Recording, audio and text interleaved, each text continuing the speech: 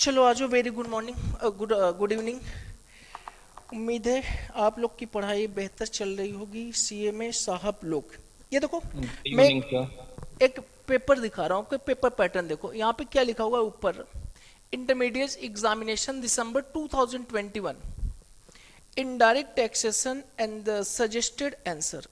ये चीजें देखो, सजेस्टेड आंसर, ये जो सजेस्टेड आंसर है ये हम लोग के पास स्पेशली दिसंबर 2021 का जब पेपर हुआ था तब हमारे पास आया था। वहां पे देखो लिखा हुआ है ऊपर ऊपर देखो, सेट टू लिखा हुआ है, सेट टू, सेट टू लिखा हुआ है। मतलब हमारे पास दो पेपर आए थे, एक दिसंबर वाला जो हुआ था और एक जनवरी वाला। दिसंबर वाले में तो इंस्टीट्यूट भी थोड़ा सा क्लियर नहीं कर पाया था कि हम लोग का पेपर जो चेकिंग करना है वो किस तरह से चेकिंग करना है, आपको वो नहीं बताया था। बट दिसंबर के बाद जो जनवरी वाला पेपर हुआ था तो इंस्टीट्यूट ने हम लोग को क्लियर कट बता दिया था कि किस तरह से आपको करना है। सबसे पहले ये बताना, सभी लोग ये तो अभी हम लोग चेक करते हैं। सबसे पहले ये बता दो आप लोग कि जब आप पेपर देते हो तो आपके जो पेपर पैटर्न है सीएमए साहब लोग, ये आपको पता है ये पेपर पैटर्न क्या है हम लोग का? पेपर पैटर्न हमारा क्या है? ए है, बोलो बी, सी और कौन सा है? डी। ये चार पैटर्न है। पैटर्न ए जो है वो 40 मार्क्स के हैं,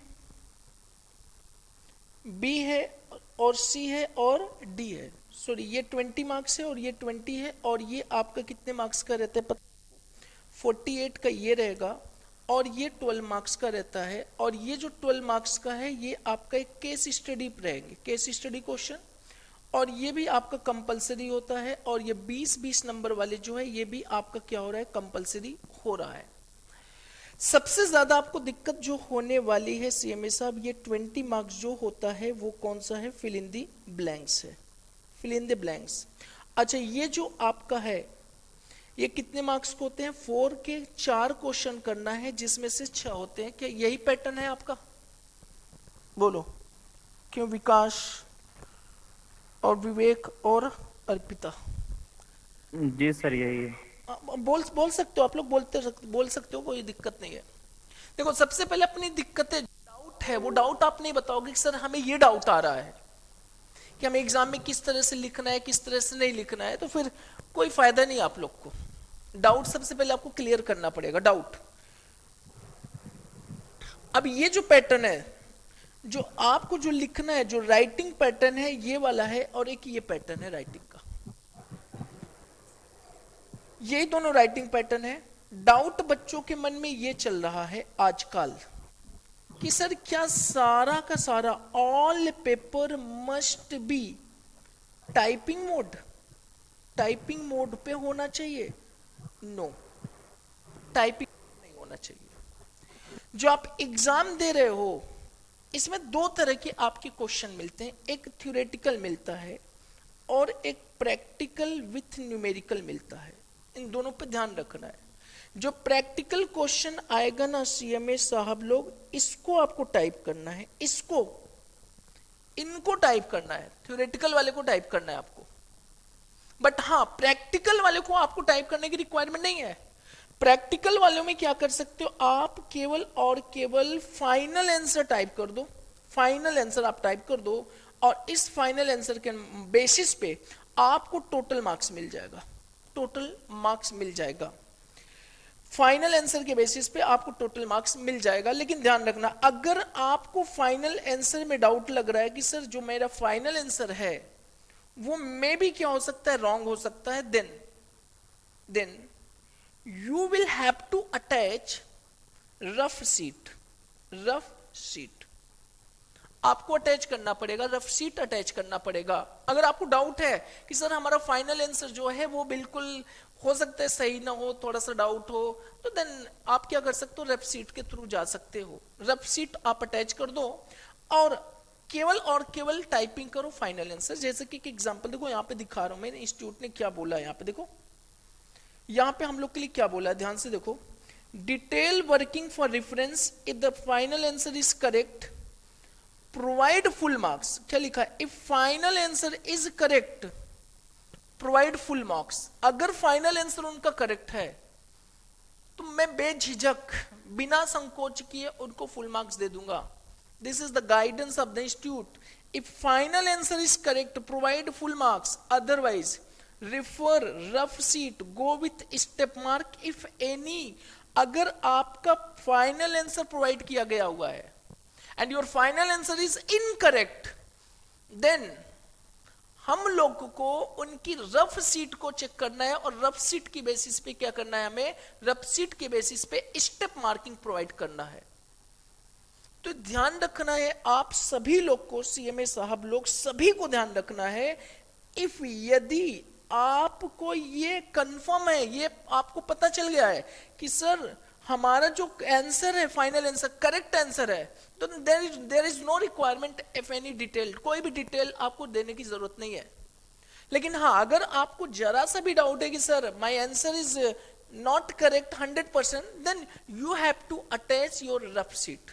अब रफ सीट अटैच करने का ये मतलब नहीं कि सर पेन पेपर की तरह हम रफ सीट को ही फिलअप करना शुरू कर दें, क्योंकि यहाँ पे आपको लिमिटेशन भी होता है कि मैक्सिमम रफ सीट 5 से 6 सीट से ज्यादा रफ सीट दिया भी नहीं जाएगा.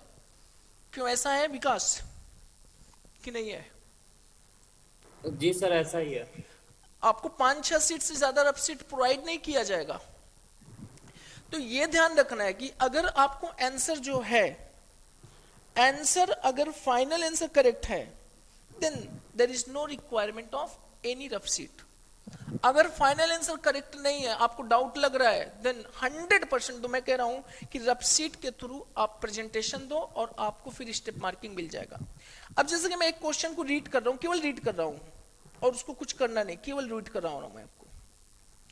सेट 2 का एक क्वेश्चन रीड करा रहा हूं, यहां पे देखो.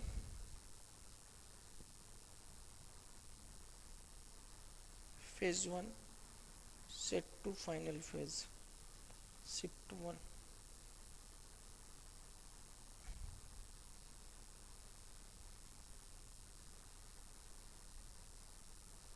यहां पे ये वाले क्वेश्चन को देखो, क्वेश्चन नंबर 41 लिखा हुआ है.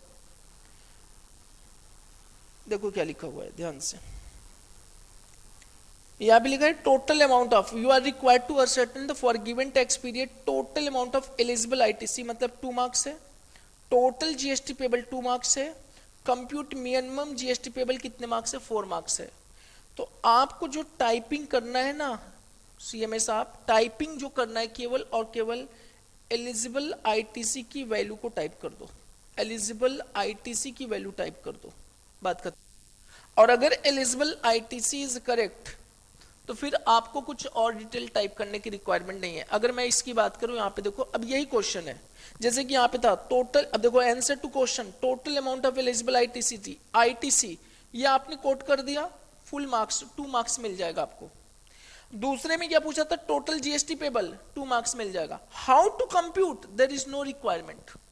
हाउ टू कंप्यूट, ये जो हम लोग ने कंप्यूट किया है एलिजिबल आईटीसी या टोटल आउटपुट जीएसटी, इसकी आपको रिक्वायरमेंट नहीं है कि सर ये इस तरह से हमें डिटेल बताने की जरूरत है. डिटेल नहीं देना एग्जाम में, केवल और केवल जो रिक्वायरमेंट है उसका फाइनल आंसर लिखने की कोशिश करो. और अगर आपकी इस फाइनल आंसर में जैसे कि लग रहा है कि मेरे को ना डाउट है कि ये वाला गलत हो सकता है, ये वाला गलत हो सकता है, ये वाला गलत, तो आप क्या करो, इन साथ अटैच कर दो.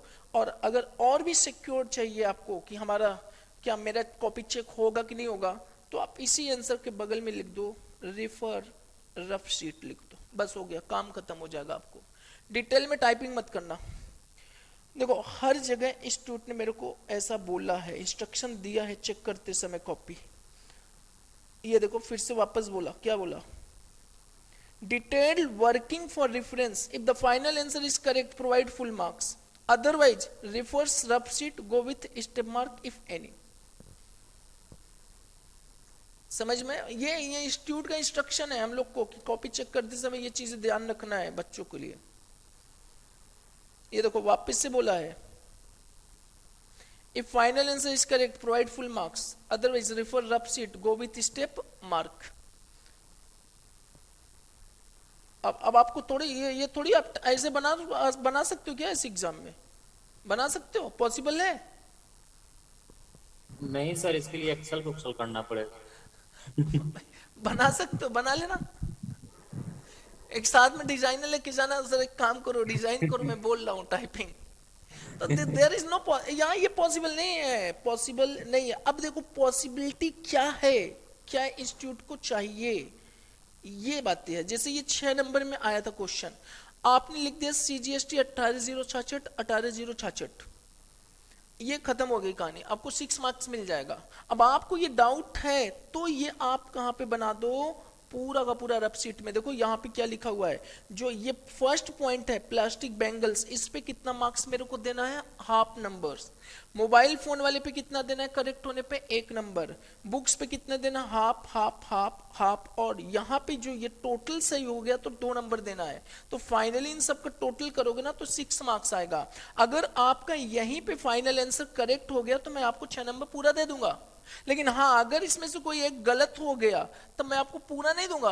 देन आपके रफ शीट में जो किया गया क्वेश्चंस है, जो सॉल्यूशन है, जो डिटेल सॉल्यूशन रफ शीट में किया है, अगर आपने रफ शीट अटैच किया है, then I am responsible, I am liable to give the marks to you. ये ध्यान रखना, मैं रिस्पॉन्सिबल हूं, मैं, मेरे को नंबर देना है। This is the instruction of the institute, और कोई डाउट नहीं रखना है। अदरवाइज रिफर, देखो यहाँ पे साफ साफ लिखा है, otherwise refer rough sheet go with step mark, और कुछ नहीं, कोई कंफ्यूजन मत रखो। अगर बस फाइनली आपको फाइनल आंसर करेक्ट देना है, अगर फाइनल आंसर करेक्ट दे रहे हो तो there is no requirement of any detailed working. हाँ, फाइनल आंसर गलत हो रहा है, then you have to quote your rough sheet and I have to consider your answer of rough sheet. तो घबराने का नहीं बच्चा। और अगर आपको लगता है कि नहीं सर मेरे को रफ शीट में ही लिखना है, लिख डालो, सारा का सारा पेपर लिख डालो रफ शीट में। लेकिन हाँ, रफ शीट से फिर फाइनल आंसर तो टाइप करना ही पड़ेगा आपको। चलो और बताना, और कोई डाउट हो किसी को, और बताओ। अच्छा एक चीज बता दूं, हम लोग को जो कॉपी चेक करना होता है वो केवल और केवल 60 मार्क्स का चेक करना है मेरे को। 40 मार्क्स का इंस्टीट्यूट खुद कंप्यूटराइज सिस्टम से वो चेकिंग हो जाती है। ऑब्जेक्टिव वाले फिल इन द ब्लैंक्स वो सारे चेकिंग हो जाएंगे। और देखिए एक चीज ध्यान रखना, फिल इन द ब्लैंक्स और ऑब्जेक्टिव वाले क्वेश्चन अगर आपके रॉन्ग है तो फुल्ली रॉन्ग है, उसमें कोई नंबर नहीं मिलने वाला है। हाँ, इसमें आपका स्टेप मार्किंग 60 वाले में स्टेप मार्किंग हो जाएगा। और बताना, और किसी को कोई डाउट हो तो बताए, नहीं तो फिर आगे हम लोग को बस यही सारी चीजें थी जो भी थी आपको हमने कवर करा दिया है। और किसी को डाउट हो तो बताइए कोई। टाइप भी कर सकते हो आप, कोई इशू नहीं, टाइपिंग से भी पूछ सकते हो, कोई इशू नहीं है। सर इसे प्रॉपर तरीके से करना तो जरूरी नहीं है, बस अमाउंट फिल करते जाएं, उस पे अगर नाम लिखना जरूरी है जल्दी के लिए। बस ये देखो, जैसे क्या हुआ कि हमने सिस्टम ओपन कर लिया, ये मेरा सिस्टम है, सपोज करो, देखो मैं दिखा रहा हूं आपको, क्वेश्चन पेपर के साथ दिखाता हूं। ये आप लोग को इस तरह से नहीं मिलते क्वेश्चन पेपर, ये हमें मिला हुआ है ऐसा। अब जैसे मान के चलो यहाँ पे लिखा हुआ है, यहाँ पे देखो, यहाँ पे ये क्वेश्चन है, इस पे मत ध्यान दो आप, 41 क्यों लिखा है, ये हम लोग के लिए है। क्या लिखा हुआ, जैसे मिस्टर राम ए सप्लायर, आपने सारी चीजों को रीड किया और फाइनली जाके रिक्वायरमेंट किया total amount of eligible ITC. अब इसका कंप्यूटेशन आप कहाँ पे कर लो, 2 ऑप्शन है। If your typing speed is very good then क्या कर लो आप, यही सिस्टम पे स्टार्ट कर दो, computation of this. If your type speed is not very good then मैं तो कहूंगा कि आप चुम मार के कहाँ पे चले जाना, रफ शीट पे चले जाओ और पहला पॉइंट लिख दो। जैसे आप आंसर शीट लिखते हो उसी तरह रफ शीट को लिखो।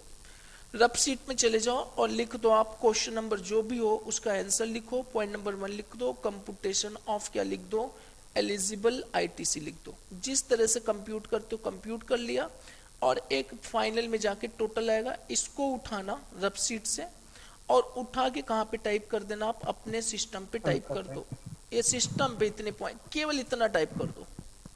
अगर ये आपका करेक्ट हो गया ना तो फुल मार्क्स मिल जाएगा, तब हमें इनकी कोई रिक्वायरमेंट नहीं है। लेकिन हाँ, अगर आपका ये करेक्ट नहीं हुआ ना, तब हम आपका हर हाल में क्या चेक करेंगे, रफ शीट चेक करेंगे कि कौन कौन से पॉइंट पे आपको नंबर देना चाहिए, वहां पे नंबर मिलेगा।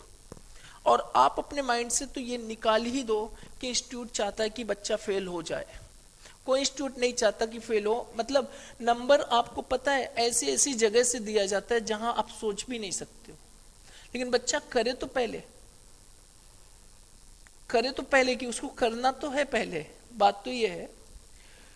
क्लियर, ये ध्यान रखना, माइंड में ये मत सेट रखना कि लाना ही नहीं कि इंस्टीट्यूट नंबर नहीं देता है, कॉपियां जो चेक करता है हम ही लोग चेक करेंगे, ऐसा नहीं है। नंबर हम लोग को सीधा सीधा इंस्ट्रक्शन रहता है, और कॉपी आपकी 2 टाइम्स चेक होता है, ध्यान रखना 2 टाइम्स, एक हम चेक करेंगे और एक इंस्टीट्यूट खुद चेक करेगा, अपने एंड पे चेक कराएगा क्रॉस वेरिफिकेशन के लिए सही है कि नहीं है। और बताना कोई डाउट हो, कोई भी डाउट हो तो बताओ।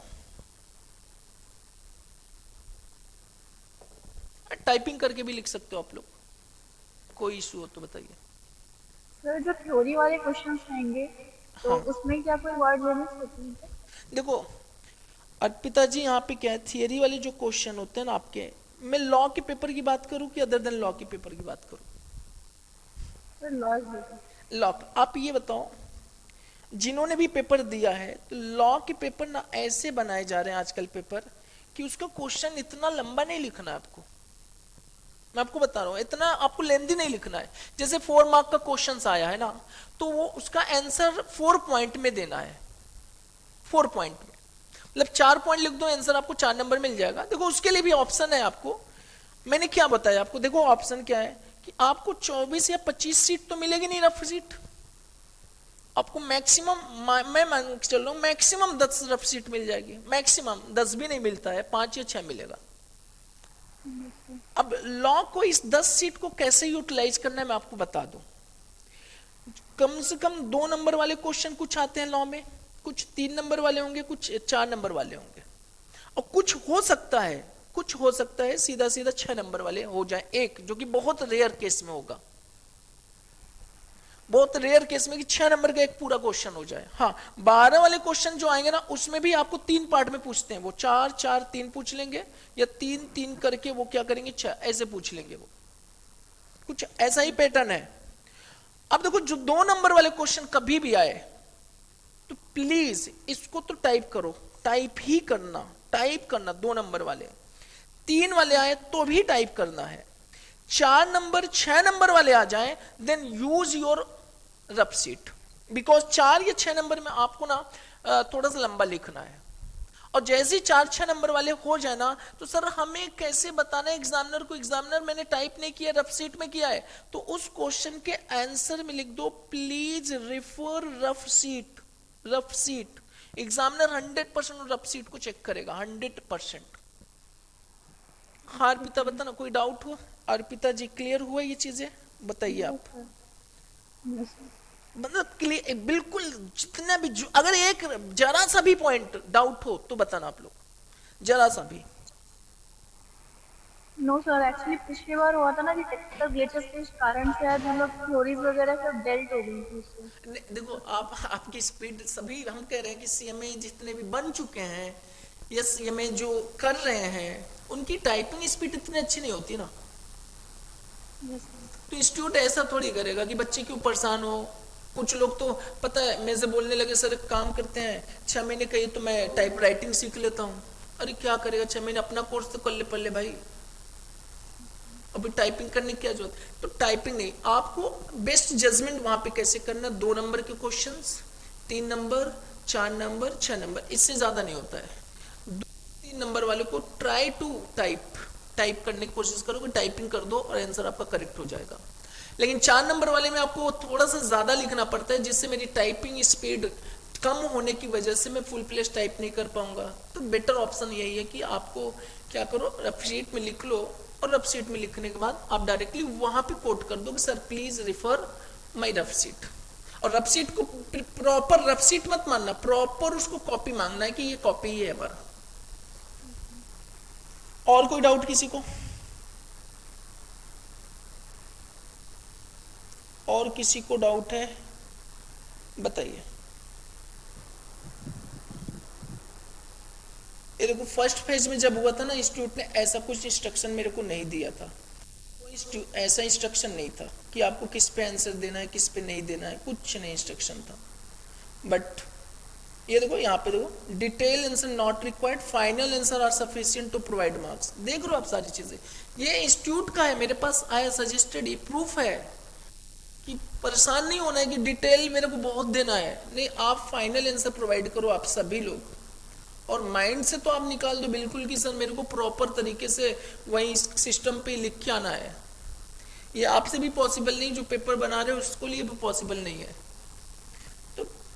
तो अपना टाइम वेस्ट नहीं करना है किसी को टाइपिंग में। प्लीज कहाँ पे करना है आपको, रफ शीट पे टाइप करो और लिखो।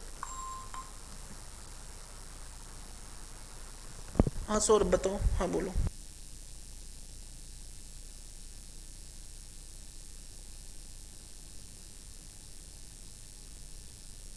इसलिए मैंने रखा था यही तो बताने के लिए,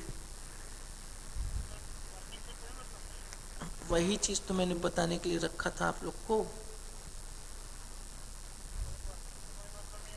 तो अरे तो एक काम करो, अभी मैं आपको कॉल कर बताता हूँ, अभी मैं कंटिन्यू कर रहा हूँ, ठीक है।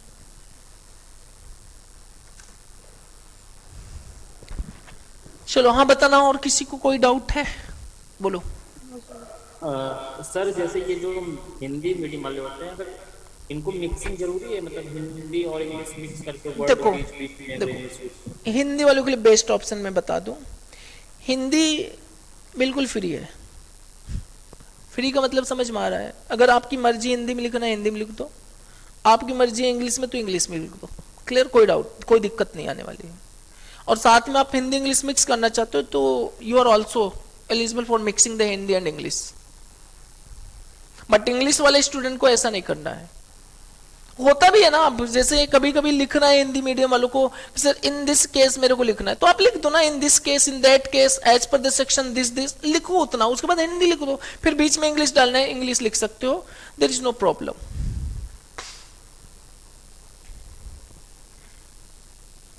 क्लियर, बस एक चीज ध्यान रखना है, बस आपको क्या ध्यान रखना है, मैं ये बार बार देखो रीड करा रही हूं, ये मैं थोड़ी ये टाइपिंग कर रहा हूं जो आपको दिख रहा है, ये टाइपिंग मेरा नहीं है, ये इंस्टीट्यूट का इंस्ट्रक्शन है, detailed answer not required, final answer are sufficient to provide marks. और यहां पे मैं एक नोट इसलिए बता दूं कि अगर आपका final answer is not correct तो then your evaluation is based on rough sheet, evaluation is based on rough sheet.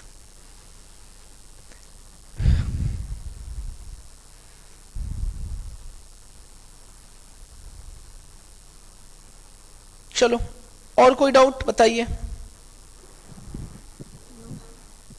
नहीं देखो ईच एंड एवरी क्वेश्चन में इंस्ट्रक्शन है, क्वेश्चन को पहले ही इंस्ट्रक्शन दिया इंस्टीट्यूट ने, final answer are sufficient no detail working. बच्चा इसके पीछे ज्यादा भागता है, इसके पीछे नहीं, तो इसके पीछे आप भागो फाइनल आंसर, और अदरवाइज आपको डाउट है कि answer is not correct then rough sheet. और कोई डाउट हो तो बताइए आप लोग।